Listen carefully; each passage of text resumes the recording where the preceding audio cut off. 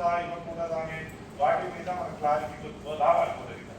ఈ section 2H మీద మనకు క్లారిటీ వచ్చిన తర్వాత సెక్షన్ 3 ప్రకారం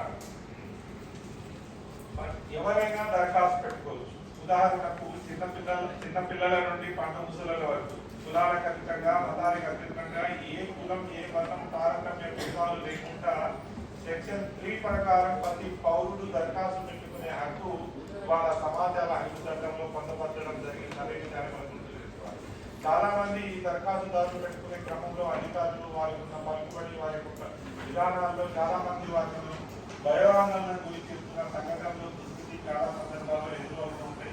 అవి పత్రికల ద్వారా, సామాజిక మాధ్యమాల ద్వారా, టీవీల ద్వారా మనం ఇలాంటి సంఘటనలను పునరావృతం కాకుండా చూసుకోవడం నుంచి ఏ దరఖాస్తుదారుడు మన దగ్గర దరఖాస్తు పెట్టుకున్నప్పుడు దాన్ని మనం పాజిటివ్ థింగ్తో స్వీకరించి మన యొక్క బాధ్యతలను మన యొక్క విధులను గుర్తు చేస్తున్నారని మనం భావించాలే కానీ దాన్ని వేరే విధంగా భావించకూడదనే విషయాన్ని కూడా గడపడాలి వాటి గుర్తు చేస్తున్నారు. ఇప్పుడు చెప్పండి.